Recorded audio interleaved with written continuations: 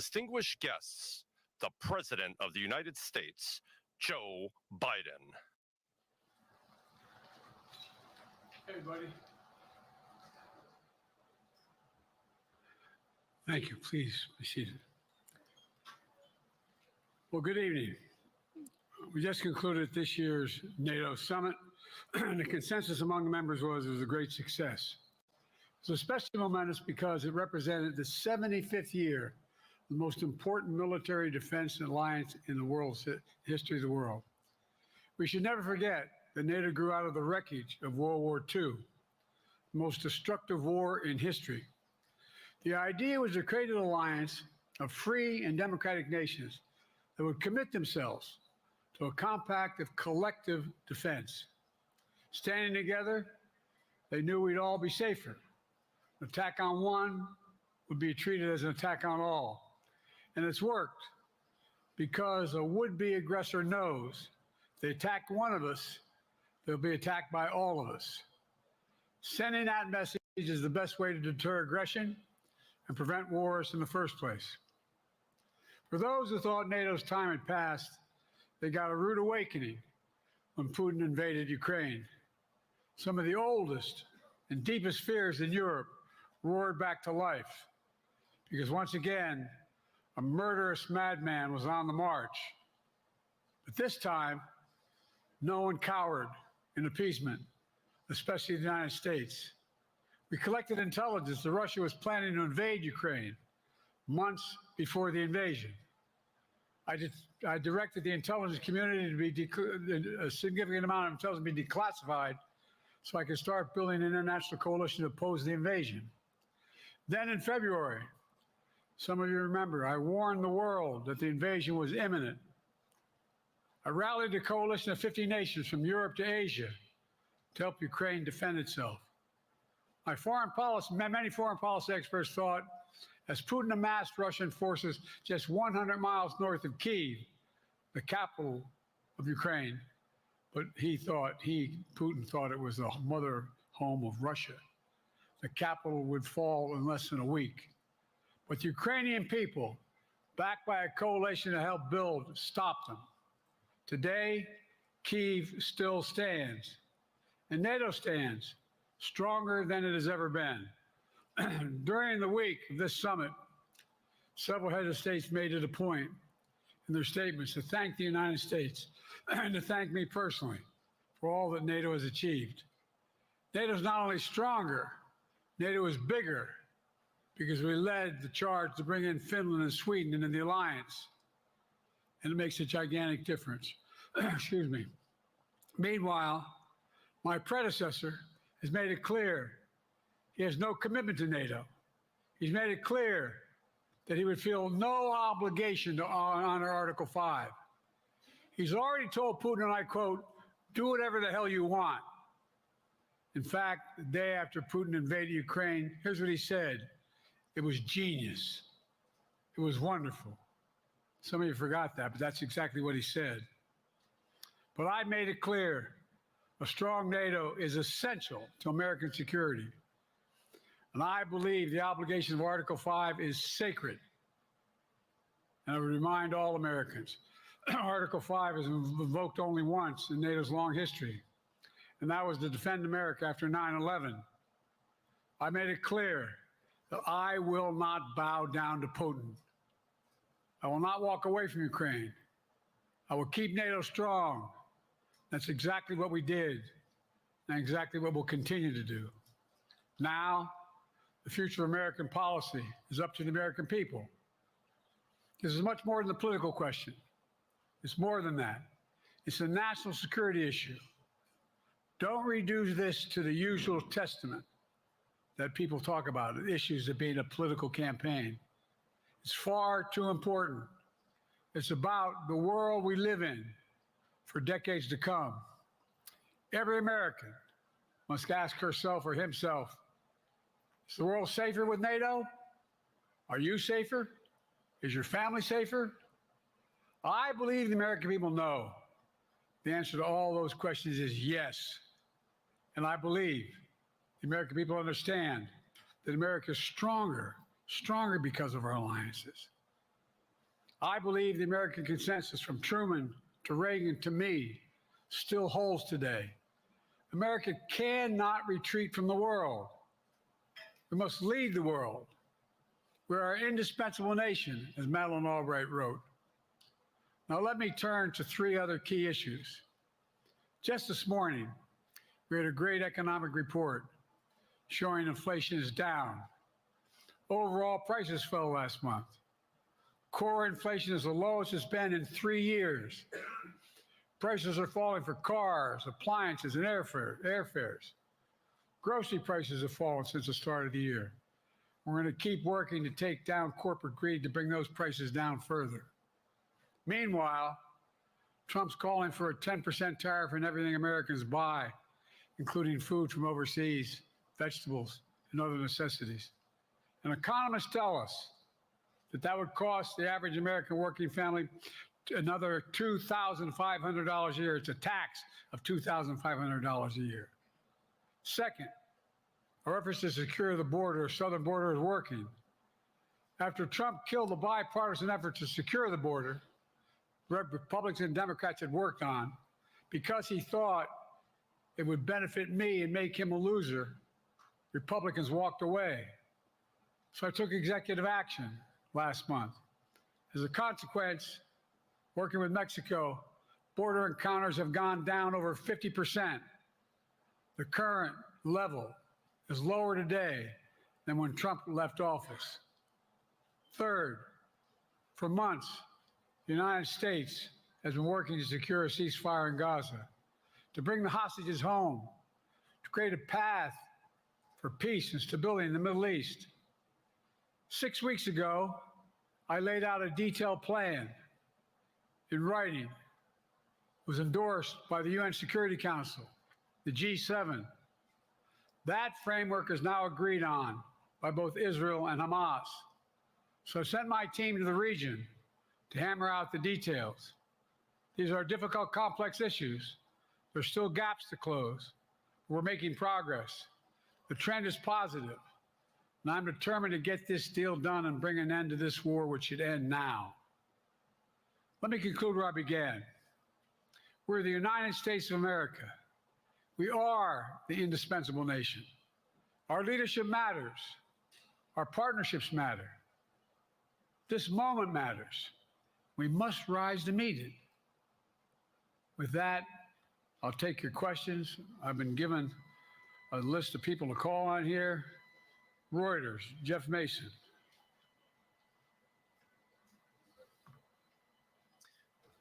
Mr. President, your political future has hung over the NATO summit a little bit this week. Speaker Pelosi made a point of suggesting that your decision on whether to stay in the race was still open. George Clooney and a handful of lawmakers have called on you to step aside. Reuters is reporting tonight that UAW leadership is concerned about your ability to win. UAW just endorsed me, but go ahead. Thank you. My question for you is, how are you incorporating these developments into your decision to stay?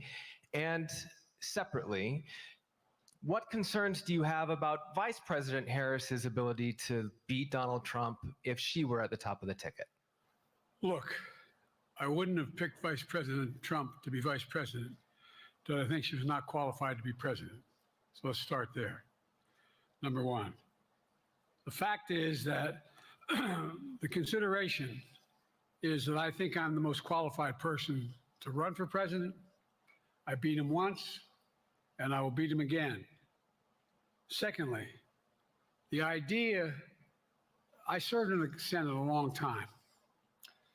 The idea that senators and congressmen running for office worry about the ticket is not unusual.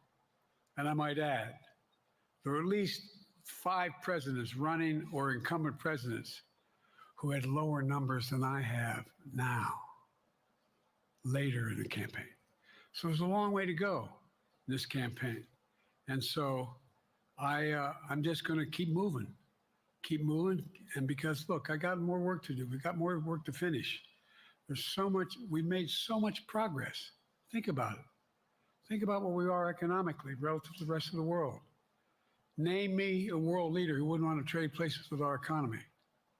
We've created over 800,000 manufacturing jobs, 1.5 million. I mean, so things are moving. We got more to go.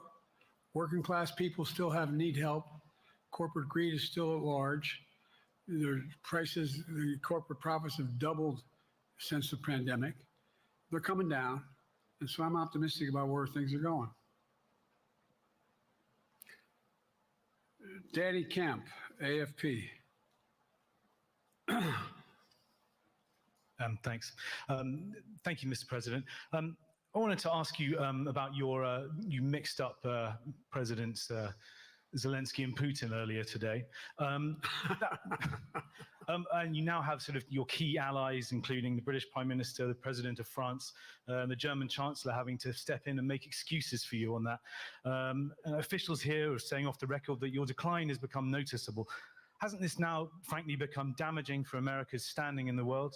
Thank you. Did you see any damage to our standing in my leading this conference? Have you seen a more successful conference? What do you think?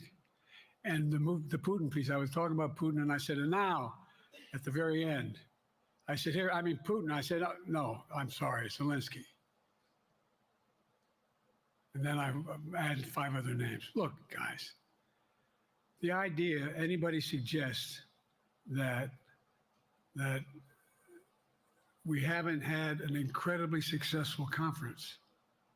How many times did you hear in that conference, I know it sounds too self-serving, but other leaders, heads of state, in thanking me, saying the reason we're together is because of Biden, because Biden did the following.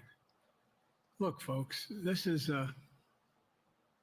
well, anyway, I thought it was the most successful conference I've attended in a long time, and find me a world leader who didn't think it was. Next one, Nancy Cordes, CBS.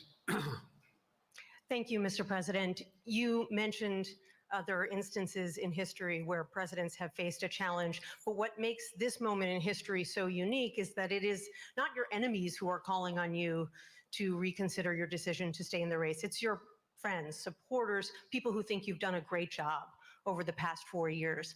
Have you spent time thinking about what it would mean for your legacy, which you've worked decades to build, if you stay in the race, despite the concerns that voters say they have, and you lose to someone who you yourself have argued is unfit to return to the Oval Office? Well, look,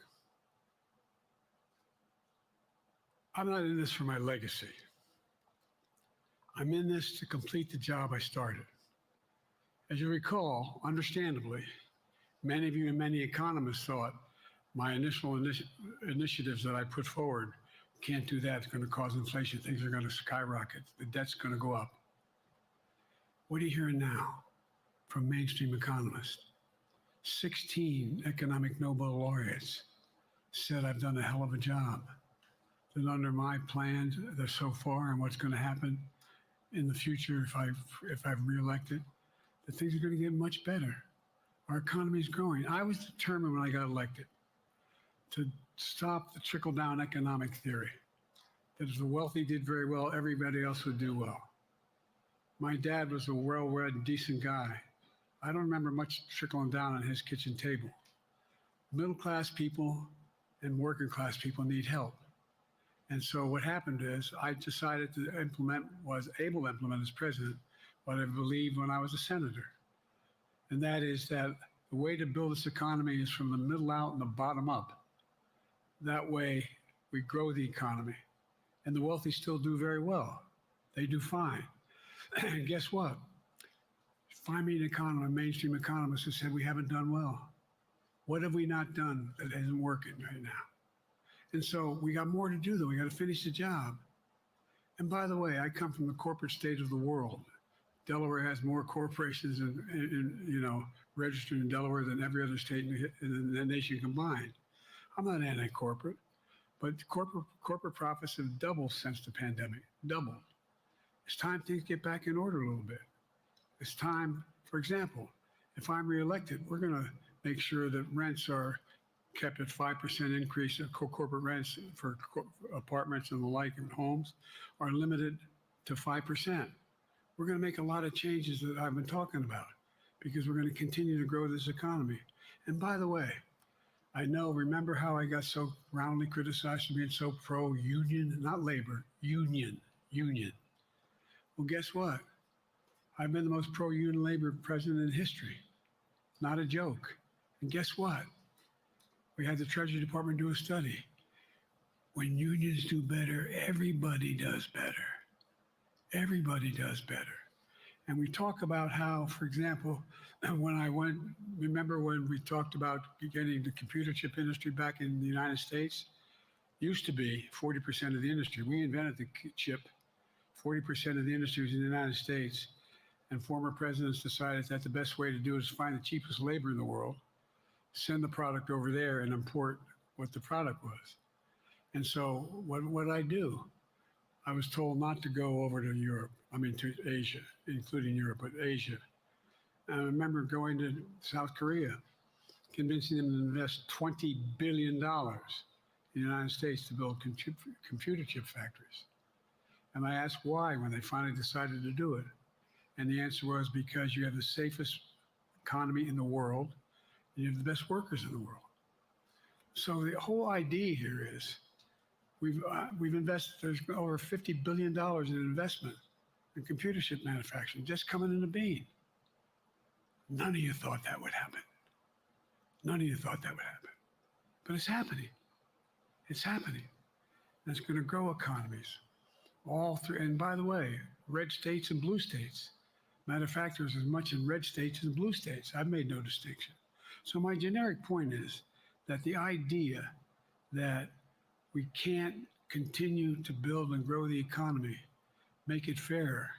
And like I said, from my standpoint, when the middle class does well, that's when the whole economy grows.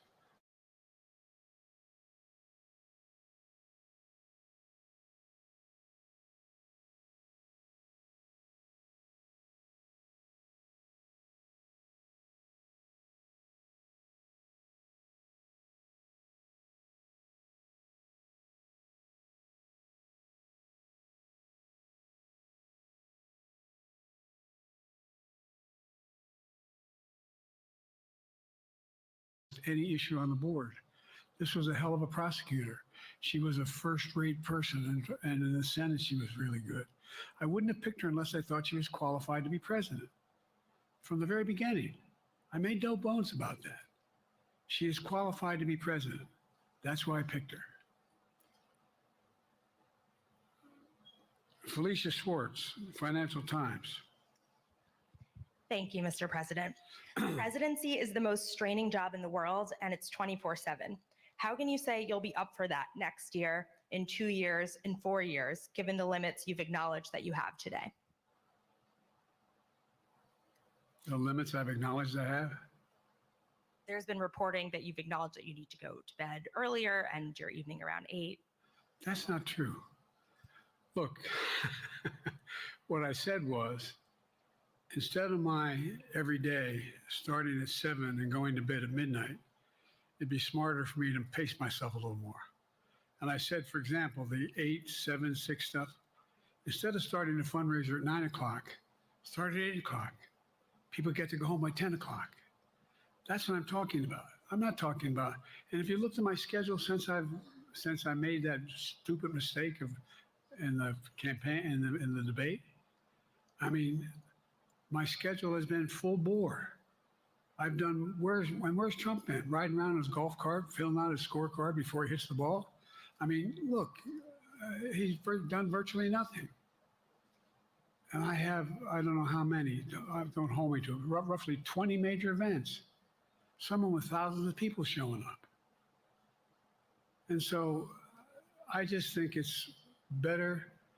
I always have an inclination, whether I was playing sports or doing politics, just to keep going, not stop. I just got to just pace myself a little more. Pace myself. And the next debate, I'm not going to be traveling into 15 time zones a week before.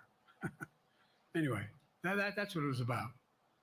That's what it was about. And by the way, even with that, I love my staff, but they add things all the time, at the very end. I'm catching hell from my wife for that. Anyway.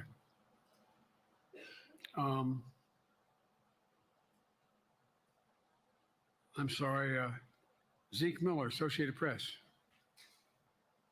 Thank you, Mr. President. Two questions for you. First, on the NATO summit, President Zelensky, in your meeting with him, he pressed you to lift your limitations on the Ukrainian use of American weapons, saying that, in his public remarks afterwards, saying that Ukraine cannot win the war unless those limitations are lifted. Are you reconsidering your position on that?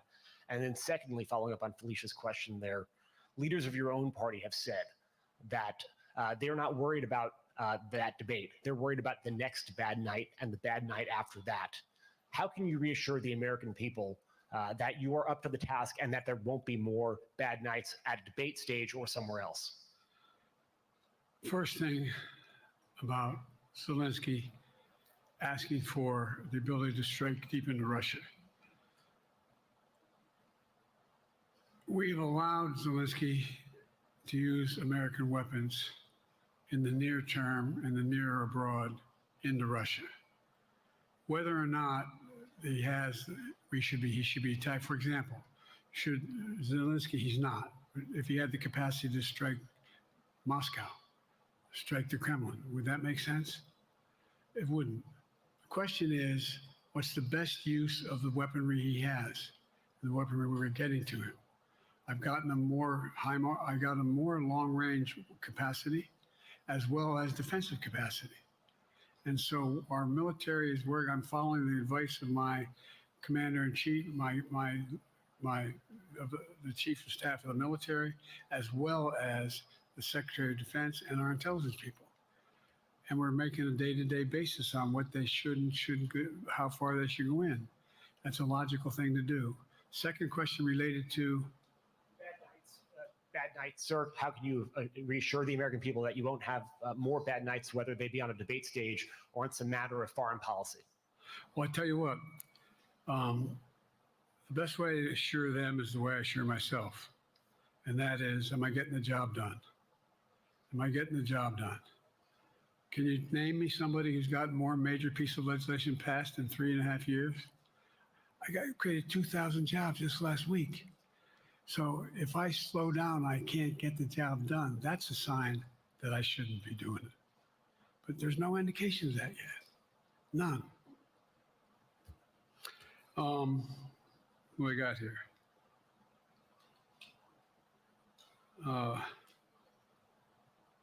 Merrick, Pulaski Radio. Thank you, Mr. President. How are you? I'm well. The elections in the US have consequences around the world. You have pretty high standing in Europe. I just asked President Macron about you, and he said we are happy to have him as the President of the United States. But there is a concern. Many people in Poland and across Europe are worried that the former president may win the election. And there's a lot of concern that Donald Trump may weaken NATO, stop supporting Ukraine, or push Ukraine to give up territories to Russia. They're correct. And yourself was warning just 2 minutes ago about it. So my question is, do you think that Europe will be left on its own if Donald Trump wins the election? And what's your advice to European leaders to prepare for possible US disengagement? Well, look, I think, how can I say this without sounding too self-serving? I'm not having any of my European allies come up to me and say, Joe, don't run. What I hear them say is, you've got to win. You can't let this guy come forward. It'd be a disaster. It'd be a disaster. I mean, I think he said in one of his rallies, don't hold me to this, recently, where NATO, I just learned about NATO or something to that effect. Foreign policy has never been his strong point. And he seems to have an affinity to people who are authoritarian. That worries, as I tell you from Poland, that worries Europe. That worries Poland. And nobody, including the people of Poland, think that if he wins in Ukraine, he's going to stop in Ukraine, that that's going to be the end of it. And so what I can say is, I think I'm the best qualified person to do the job, to make sure that Ukraine does not fall, that Ukraine succeeds, that the European alliance stays strong. You may recall, no one was talking about Finland joining NATO. I remember talking to Putin right after we got elected in Geneva, and he was talking about what we should do. We couldn't be in Eastern Europe, et cetera. And I said, you're looking for the Finlandization of Ukraine, because you're going to get the NATOization of Finland. And about 4 weeks later, I got a call. No, that's not true. Probably 5 months later, from the president of Finland, could he come and see me? Because in my office, I invited him to the Oval Office. We sat down and talked. He said he wanted to join NATO. Could I help? And I did. It wasn't automatic. And then I got a call from the Swedes. I beg your pardon?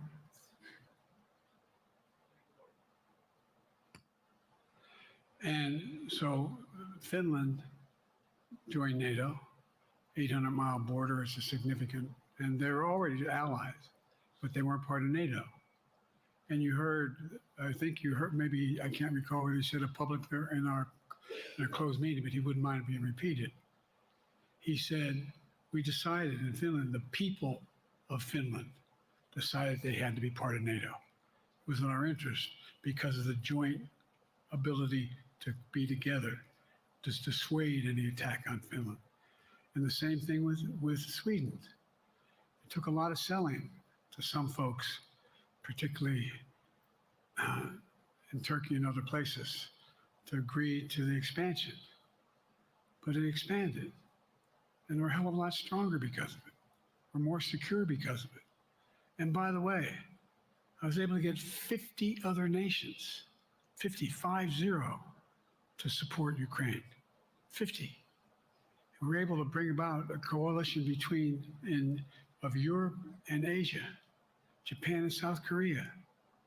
I just we talked about AUKUS, and we talked about the relationship between Australia, New Zealand, Japan, South Korea, the United States. We're making the world safer and stronger because we have to deal with the new arrangement that exists in the world. The Cold War is over. The post-war era is over. What is going to replace it? And I respectfully suggest I have a pretty good idea what that should be. I've convinced a lot of people to follow it, and we're just going to get stronger. David Sanger. Where's it? Thank you, Mr. President. Be nice, David. Mr. President, the NATO declaration that was issued yesterday was very notable because it described China as a decisive enabler of the war in Ukraine for its provision of critical goods to the Russians. That's part of a broader partnership that seems to have cemented in place in the past 2 or 3 years. I think one that you were a little bit doubtful of when we asked you about it some time ago. So I'd be interested to know whether you have a strategy now of trying to interrupt the partnership between China and Russia, and whether or not in a second term you would pursue that, if you could describe that strategy to us.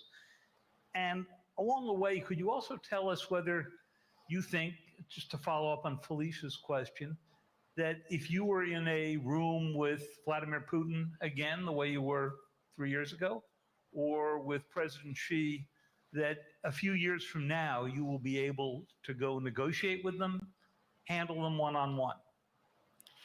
Well, the first part of the question is, we discussed and I raised in the NATO summit, and others raised, the future of China's involvement, what they're going to do, what they're doing with Russia in terms of accommodating, facilitating they're getting access to additional. They're not supplying weapons themselves. They're supplying mechanisms for them to be able to get weapons. And China's position is basically, and I've spent more time with Xi Jinping than any world leader has, over 90 hours since being vice president all the way through, for real. And by the way, I handed all my notes. But my point is that she believes that China is a large enough market that they can entice any country, including European countries, to invest there in return for commitments from Europe to do A, B, C, or D, or not to do certain things. What's happened is we had a long discussion about what we cannot, you have to make clear China has to understand that if they are supplying Russia with information and capacity, along with working with North Korea and others to help Russia in armament, that they're not going to benefit economically as a consequence of that by getting the kind of investment they're looking for. And so, for example, we're in a situation where and we've reestablished direct contact with China after that, remember the balloon, quote unquote, going down, and all of a sudden things came to an end? Well, we set up a new mechanism. There's a direct line between Xi and me, and our military has direct access to one another, and they contact one another when we have problems. The issue is that we have to make sure that Xi understands there's a price to pay for undercutting both the Pacific Basin as well as Europe, and as relates to Russia and dealing with Ukraine. And so we, for example, if you want to invest in China, as you know this area really well, want to invest in China, you have to have a 51% Chinese owner. You have to make sure that you do by their rules, and you don't have the authority, and that you have to provide all access to all the data and information you have. There was a while there, as you recall, the last administration and other administrations, where the access to that market was enticing enough to get companies to come in because they had access to over 1 billion people in a market, not 1 billion, but a lot of people in the market. And so they were doing it. But that got curtailed when we started saying we're going to play by the same rules. For example, the idea they don't abide by the international rules related to subsidizing products by the government funding. So guess what? They're not going to be able to export their electric vehicles to the United States without a significant tariff. Others are doing the same thing around the world. But it is a concern. It is a concern that you have both China, North Korea, Russia, Iran, countries that are not necessarily coordinated in the past, looking to figure out how they can have impact. Interrupt that impact? Yes, I do, but I'm not prepared to talk about the detail of it in public. And I think you'll see that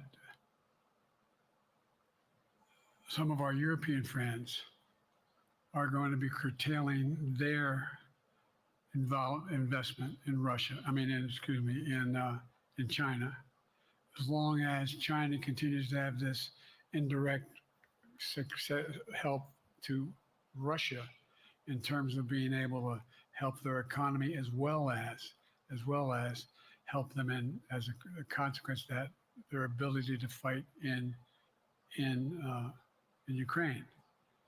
The other thing that we talked a lot about is that, and I raised it, and I didn't hear any, I can't swear that everyone agreed because not everyone got to talk about it, but we need a new industrial policy in the West. For example, we talked about how both the EU as well as NATO has to be able to begin to build their own munition capacity, has to be able to generate their own capacity to provide for weapons and the ability to, it came as a surprise to some of us how we had fallen behind in the West in terms of the ability to construct new material, new weaponry, new everything from vehicles to weapon systems. And so one of the things that came out of this was we're going to be meeting again with a number of my colleagues, my European colleagues, is what do we do to increase the capacity of the West, particularly in Europe and Japan, to be able to generate the kind of ability to produce their own weapon systems, not just for themselves, but to be able to generate that. It's the same, that's what Russia's trying to figure out, that they went to China and they didn't get the weapons, but then they went to North Korea. But we're going to be in a position where the West is going to become the industrial base for the ability to have all the defensive weapons that we need. That was a discussion as well. President, I'm not sure you answered on whether you would be ready to go deal with Putin and Xi 2 or 3 years from now. I'm ready to deal with them now and 3 years from now. Look,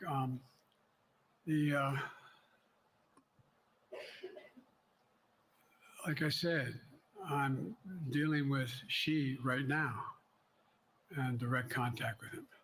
I have no good reason to talk to Putin right now. There's not much that he is prepared to do in terms of accommodating any change in his behavior. And but there isn't any world leader I'm not prepared to deal with. But I understand the generic point is Putin ready to talk? I'm not ready to talk to Putin unless Putin's ready to change his behavior. And the idea, look, Putin's got a problem. First of all, in this war that he is supposedly have won, and by the way, I think, don't hold me to the exact number, but I think that Russia had 17.3% of Ukraine that they've conquered. Now it's 17.4. I mean, in terms of percentage of territory. They've not been very successful. They've caused horrible damage, loss of life, but they've also lost over 350,000 troops, military, killed or wounded.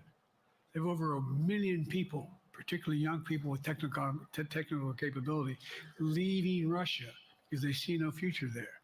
They've got a problem. But what they do have control of is they are very good at controlling and running the public outcry that relates to how they use mechanisms to communicate with people. They lie like hell to the constituencies. They lie like hell about what's going on.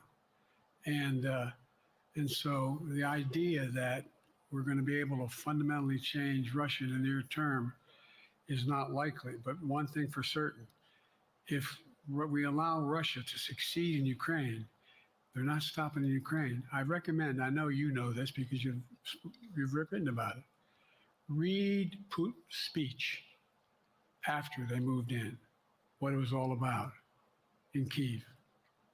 It wasn't about just, anyway, read what his objective is. And anyway, but so I think that I'm prepared to talk to any leader who wants to talk, including if Putin called me and wanted to talk. Last time I talked to Putin was trying to get him to work on an arms control agreement related to nuclear weapons in space. That didn't go very far. So my point is, I'm prepared to talk to anybody, but I don't see any inclination. There is an inclination on the part of the Chinese to keep in contact with me because they're not sure where this all goes. And look what's happened in Asia. We have strengthened the Asian Pacific area more than anyone else has.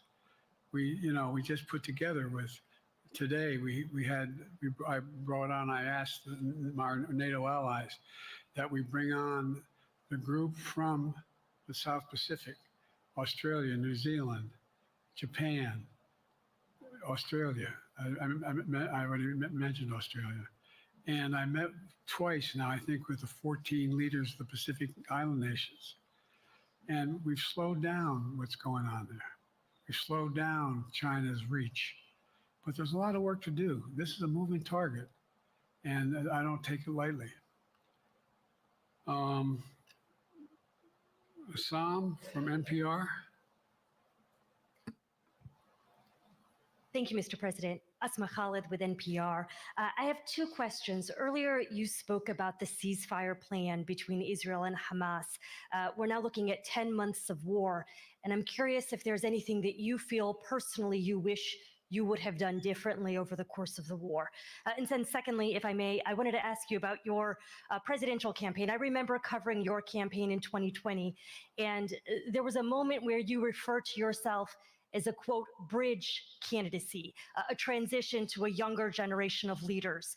I want to understand what changed. Two things. Let's go back to when you talked about would I have changed anything that's happening with Israel and the Palestinians and the Palestinian movement. The answer is, as you recall, from the very beginning, I went to Israel, but I also got immediate contact with al-Sisi in Egypt. I met with the King of Jordan. I met with most of the Arab leaders to try to get a consensus going as to what had to be done to deal with getting more aid and food and medicine into the Gaza Strip. And we pushed it really hard.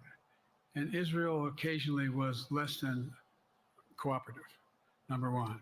The Israeli War Cabinet, I've been dealing with Israel since Golda Meir. Some of the reporters around here come here all the time and heard me say this. The first time I met with Golda Meir, I sat across from her on her desk, and her assistant was Rabin sitting next to me. That's how far back I go. I know Israel well, and I support Israel. But this war cabinet is one of the most conservative war cabinets in the history of Israel. And there's no ultimate answer other than a two-state solution here. And so what was able to be done in terms of the plan I put together was it would be a process for a two-state solution.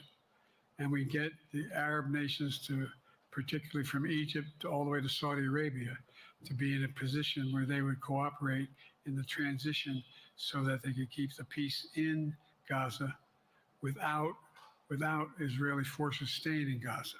The question has been from the beginning, what's the day after in Gaza? And the day after in Gaza has to be, the end of the day after has to be no occupation by Israel on the Gaza Strip, as well as the ability for us to get in and out as rapidly as you can, all that's needed there. I've been disappointed that some of the things that I've put forward have not succeeded as well, like the port reattached from Cyprus. I was hopeful that would be more successful.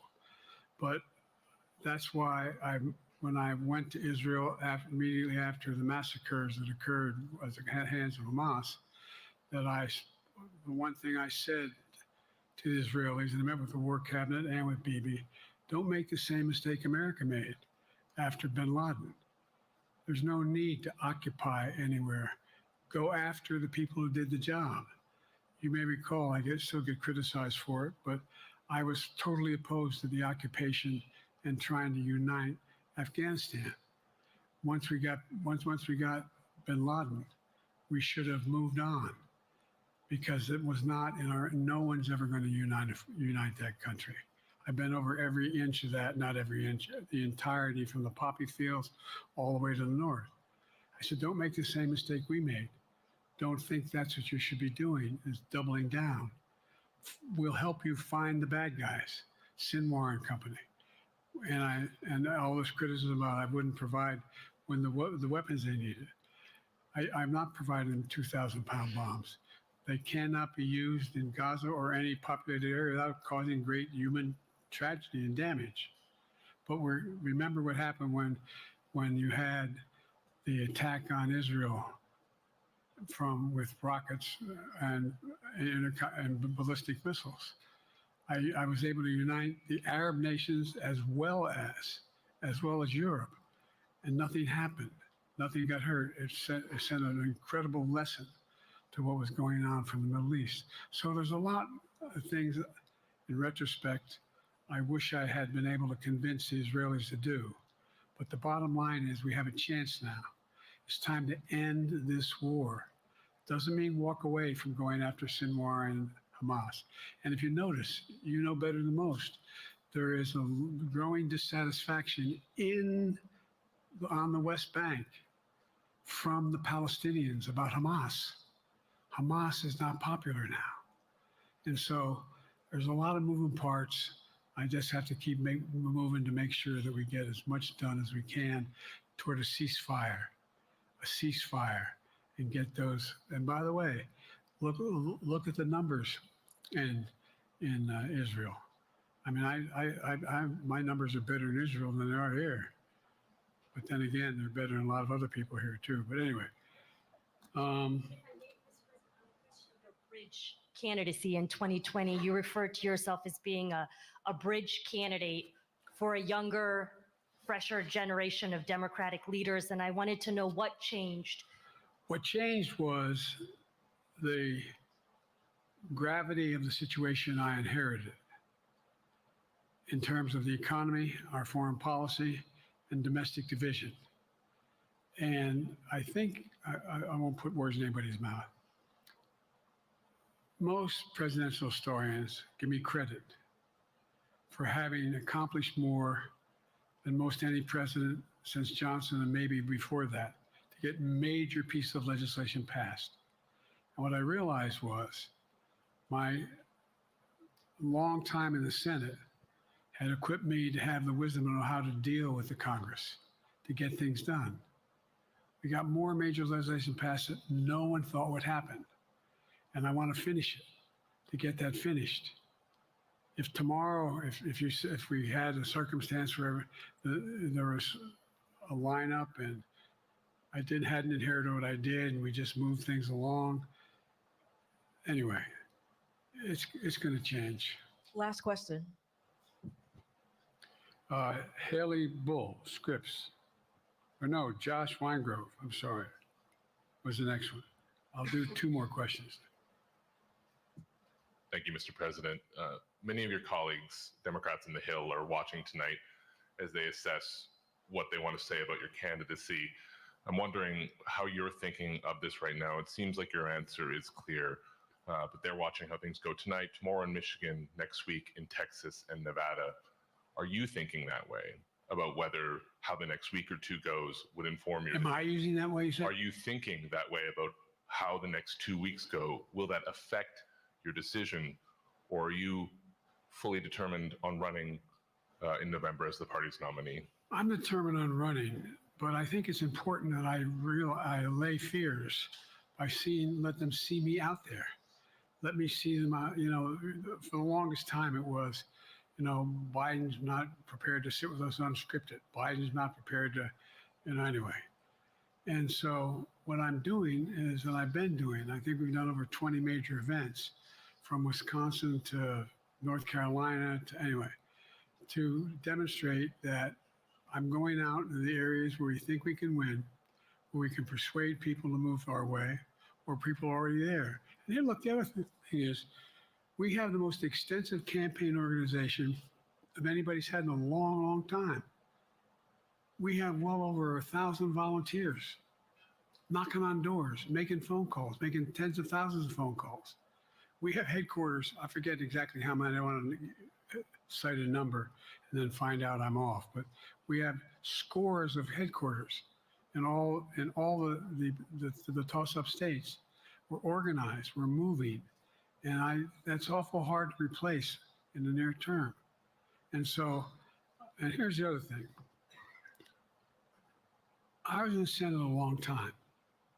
Very proud of what I've done in the Senate. I was chairman of the Foreign Relations Committee for a long time, and I was chairman or ranking member and chairman of the Judiciary Committee. I'm going to be going down to the Johnson Library. Anyway, I'm going to be going around making the case of the things that I think we have to finish and how we can't afford to lose what we've done or backslide on civil rights, civil liberties, women's rights. There's that little button we have. Control guns, not girls. I mean, the idea We're sitting around. This is where Kamala's so good as well. We're sitting around. More children are killed by a bullet than any other cause of death. The United States of America. What the hell are we doing? What are we doing? We got a candidate saying, promised the NRA, don't worry, I'm not going to do anything. I'm not going to do anything. You got a Supreme Court that is what you might call the most conservative court in American history. This is ridiculous. There's so much we can do still, and I'm determined to get it done. It's about freedom. And by the way, I'll end this. Well, I'm not going to do that. Haley has to come up too. But I remember I made a speech on democracy in Philadelphia at Independence Hall. And I'm not being critical, just observing. The bulk of the press said, what the hell is he talking about that for? Democracy. You did. Democracy is not an issue. Democracy is not an issue. Except the polling data showed 60% of the people knew I was right, thought I was right. I'm not asking you a question. You don't have to answer, obviously. But do you think our democracy is under siege based on this court? Do you think democracy is under siege based on Project 2025? Do you think he means what he says when he says he's going to do away with the civil service, eliminate the Department of Education, make sure? I mean, we've never been here before. And that's the other reason why I didn't, you say, hand off to another generation. I've got to finish this job. I've got to finish this job because there's so much at stake. We've had some discussions over the past few days with your press secretary about the question of health exams. And you said you take a cognitive test every day in this job. Are you open to taking another physical or test before the election? Governor Whitmer of Michigan, for instance, said it wouldn't hurt to take a test. Well, look, two things. One, I've taken 3 significant and intense neurological exams by a neurologist. In each case, as recently as February. And they say I'm in good shape, okay? Although I do have a little problem with my left foot because it's not as sensitive because I broke my foot and didn't wear the boot. But I'm good. I'm tested every single day about my neurological capacity to do decisions I make every day. You talk to my staff, all of you talk to my staff. Sometimes my staff talks a lot. But the fact of the matter is, I don't think you have them telling you that all the major ideas we've undertaken haven't been in part initiated by me. I remember when the staff, I said, I'm going to go to South Korea. We're going to get the chip. What are you doing? I'm going to get Japan and Korea back together again after essentially having hostilities toward one another since the end of World War II. I'm going to move and see that we can expand it. You know, the only thing age does is help you with it, creates a little bit of wisdom if you pay attention. And so the point I'm making is, I think it's important that if the neurologist tells me he thinks I need another exam, and by the way, I've laid every bit of the record out, hadn't hidden a thing. You ought to ask Trump for his, okay? I laid it all out. And every single day I'm surrounded by good docs. If they think there's a problem, I promise you, or even if they don't think it's a problem, they think I should have a neurological exam again, I'll do it. But no one's suggesting that to me now. And I'll ask you another question. No matter what I did, no one's going to be satisfied. Did you have 7 docs? Did you have 2? Who'd you have? Did you do this? How many times? So I am not opposed if my doctors tell me I should have another neurological exam, I'll do it. But that's where I am. Haley Bull, Scripps. Thank you, Mr. President. You said you're making decisions on a day-to-day basis when it comes to support for Ukraine. Does that mean you have not closed the door on further considering lifting restrictions for U.S.-made weapons inside Russia? And if I may, your convention is coming up where your delegates are pledged to make you the official nominee If they have second thoughts, are they free to vote their conscience? Obviously, they're free to do whatever they want, but I get overwhelming support. Overwhelming support. I won, I forget how many votes I won in the primary. Overwhelming. And so tomorrow, if all of a sudden I show up at the convention, everybody says, we want somebody else, that's the democratic process. It's not going to happen. Even if that means they vote for someone else? Sure. Look, I'll end this with this. I served in the Senate a long time. I understand the impetus of candidates running for local office and whether they think the topic can help them or not.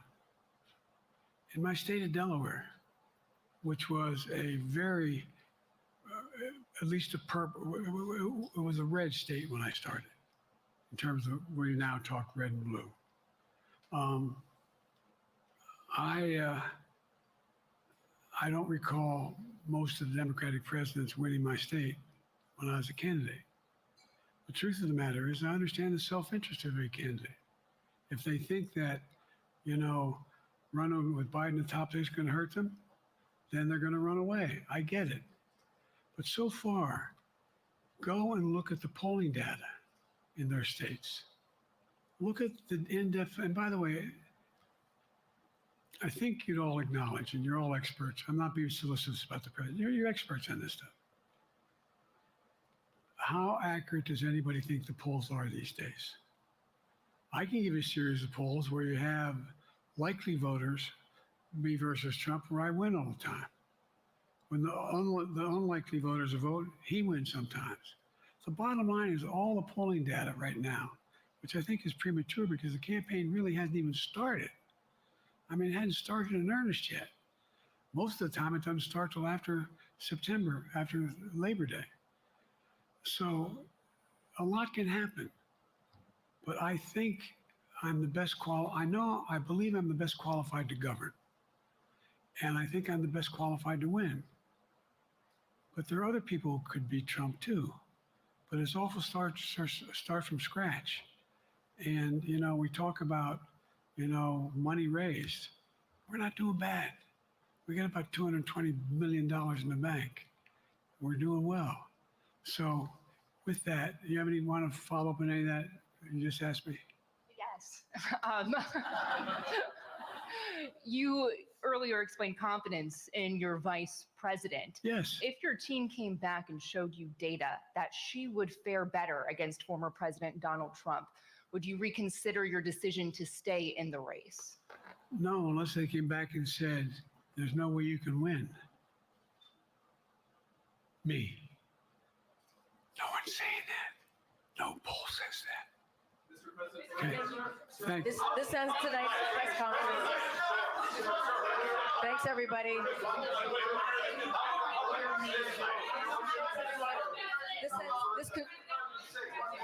This concludes. Respectfully, earlier you misspoke in your opening answer. You referred to Vice President Harris as Vice President Trump.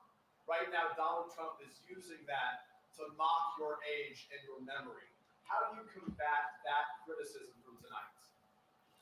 Listen to him. This concludes tonight's press conference. Thank you, everybody. Thanks, everyone.